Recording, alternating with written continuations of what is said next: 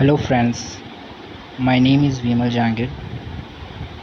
आज हम maintenance management की कुछ मोस्ट इम्पॉर्टेंट एमसीक्यूज़ करेंगे। बिफोर स्टार्टिंग माय वीडियो, अगर आपने हमारे चैनल को सब्सक्राइब नहीं किया है तो उसे सब्सक्राइब कीजिए और बेल नोटिफिकेशन आइकन को दबा दीजिए, जिससे आगे आने वाले वीडियो की नोटिफिकेशन आपके पास आ जाए। So let's start today's lecture.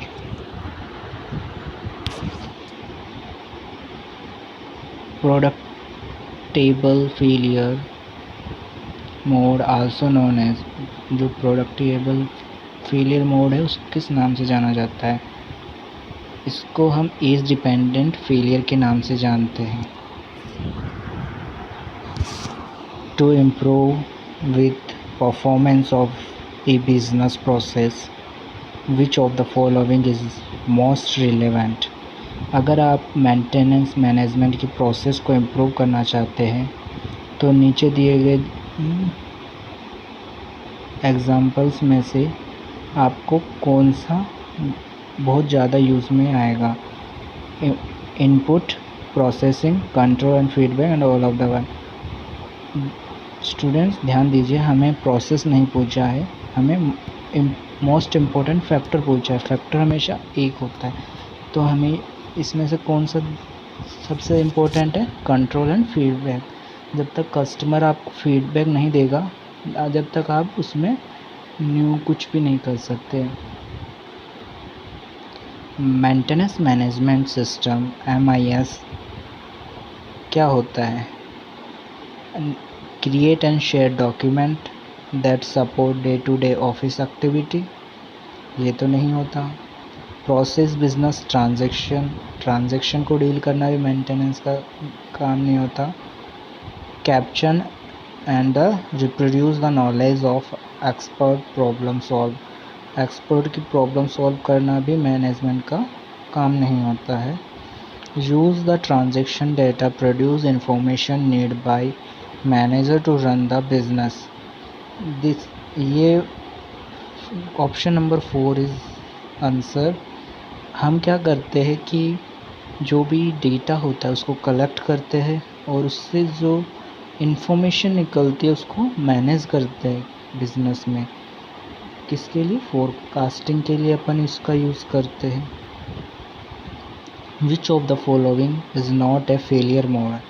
इनमें से फेलियर मोड कौन सा नहीं है? बियरिंग सीज्ड, ये तो फेलियर मोड है, बेयरिंग सीज हो जाएगा आपका। एंड शाफ्ट शेयर्ड, शाफ्ट में कोई भी प्रॉब्लम आ गई, शेयर आ गया, वो भी फेलियर मोड में काउंट करेंगे। सर्किट ओपन, ये भी अपनी फेलियर मोड में काउंट होगा, but bearing problem failure mode में काउंट नहीं होता है। An approach the start with a failure और potential failure and work backward. अपन failure, potential failure and work backward के लिए क्या यूज़ करते? कौन से अप्रोच यूज़ करते हैं? अपन फॉल्ट ट्री यूज़ करते हैं फेलियर निकालने के लिए कि उसका कॉज क्या है प्रॉब्लम का।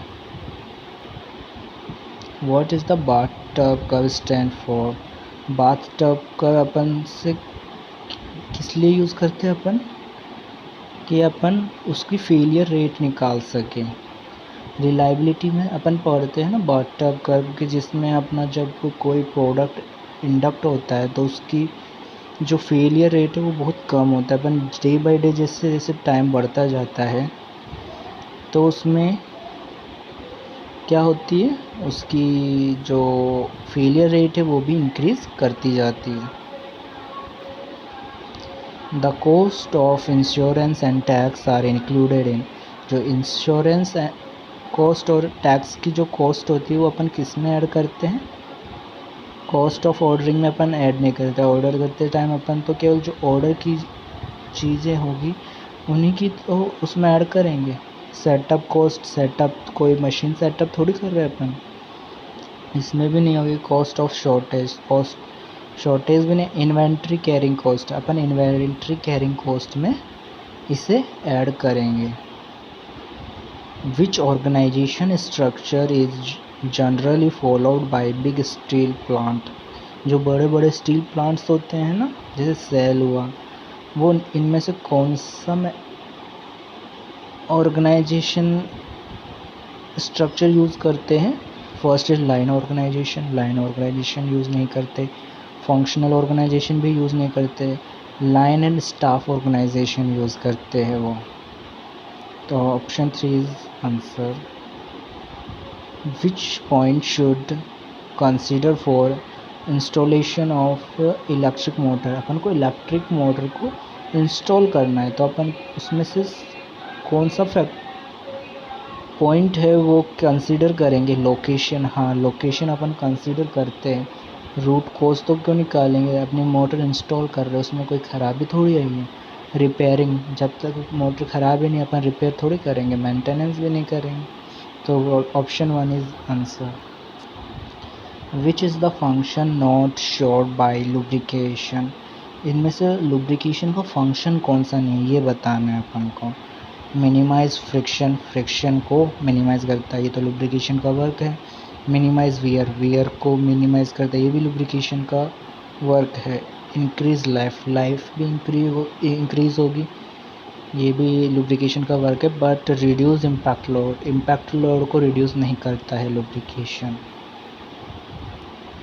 What should happen if an equipment process reliability and maintainability to the maximum extent in according to MTTR? MTTR होता है mean time to repair। अगर अपन जो प्रोसेस है उसमें मैक्सिमाइज कर दे मीन टाइम टू रिपेयर, उस mean time to repair increase हो जाएगा, तो अपने क्या होगा, फेलियर रेट भी लोअर लगेगी, अपन जो फेल ही नहीं होगा तो लो है ना, डाउन टाइम इज़ शॉर्टर, और वो फेल नहीं होगा तो डाउन टाइम भी शॉर्ट होगा। If A batch of 200 electric component is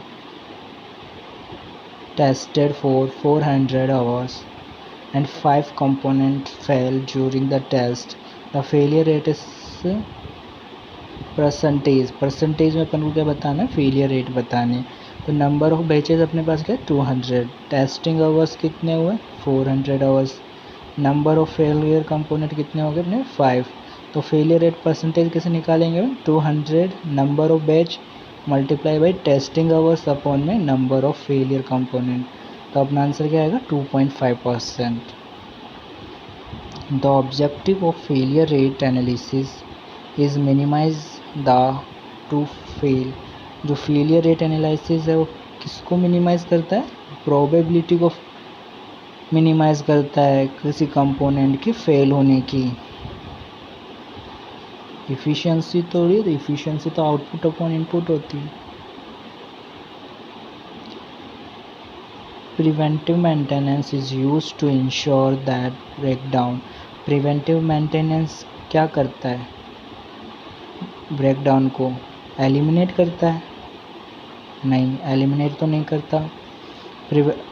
कोई भी मशीन है वो कभी ना कभी तो मेंटेनेंस मांगती है, उसको एलिमिनेट थोड़ी कर सकते हैं अपन।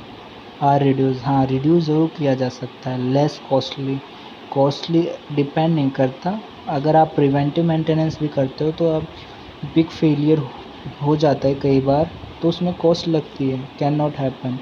ऐसा थोड़ी है कि कभी भी ब्रेक डाउन नहीं होगा कभी ना कभी। तो option 2 is answer. Predictive maintenance is used when. Predictive maintenance कहाँ पे यूज़ करते हैं, when preventive maintenance is last performed. Last में जब अपन प्रिवेंटिव मेंटेनेंस परफॉर्म करते हैं, नहीं, when preventive maintenance should be perform. हाँ, ऑप्शन सेकंड इज आंसर, क्योंकि प्रिडिक्टिव मेंटेनेंस इसका पार्ट है प्रिवेंटिव मेंटेनेंस का। जब अपन प्रिवेंटिव मेंटेनेंस करते हैं तो प्रिडिक्टिव मेंटेनेंस भी हो जाता है इस मशीन का। Line organization, the business activities are divided into following 3 types. जो भी ऑर्गेनाइजेशन है वो 3 पार्ट्स में डिवाइड होती है। कौन कौन से, first is accounts, second production, third one is sales. Accounts में अपन कैश फ्लो देखते हैं, प्रोडक्शन में अपन कितना प्रोडक्शन हुआ वो देखते हैं, सेल्स में उस इनकम देखते हैं कि कितने अपन ने प्रॉफिट जनरेट किया। अथॉरिटी ऑलवेज फॉलो फ्रॉम, जो भी अथॉरिटी होती है ऑर्गेनाइजेशन में कहाँ से फ्लो करती है, superior to subordinate.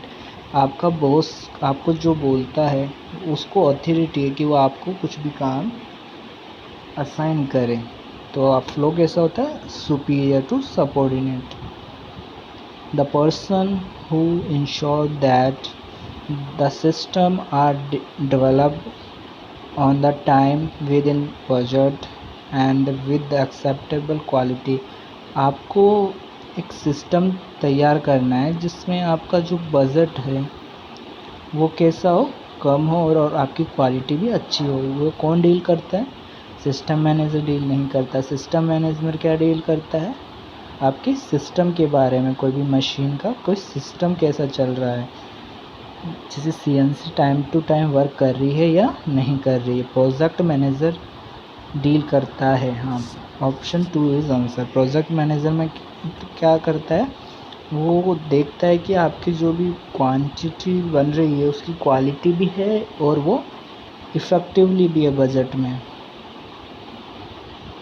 Which is the following not used as a failure mode. अपन फेलियर मोड में क्या यूज़ नहीं करते, अपन फैक्टर डिस्ट्रीब्यूशन फेलियर मोड में यूज़ नहीं करते। बाकी विल बुल डिस्ट्रीब्यूशन अपन यूज़ करते हैं फेलियर मोड में, गामा डिस्ट्रीब्यूशन भी अपन फेलियर मोड में यूज़ करते हैं और नॉर्मल डिस्ट्रीब्यूशन भी अपन फेलियर मोड में यूज़ करते हैं। Bearing does not use lubricant. इसमें से जो भी अपन लुब्रिकेंट यूज़ करते हैं बियरिंग में, कौन सा लुब्रिकेंट अपन यूज़ नहीं करते, लिक्विड लुब्रिकेंट अपन यूज़ करते हैं। जब मशीन में आप सिलाई मशीन में आप कभी ख़राब हो जाती है तो आप उसमें डालते हो ना ऑयल, है ना, मस्टर्ड ऑयल या कस्टर्ड ऑयल, वो लिक्विड डालते हैं अपन। सेमी लिक्विड भी डालते हैं अपन, ग्रीस डालते हैं। जब बड़ी बड़ी मशीनें ख़राब हो जाती है तो उसमें क्या करते हैं अपन, ग्रीस डालते हैं। सॉलिड लुब्रिकेंट अपन कभी भी बेयरिंग में यूज़ नहीं करते। तो आपका आंसर क्या होगा, solid. Thank you for watching my video.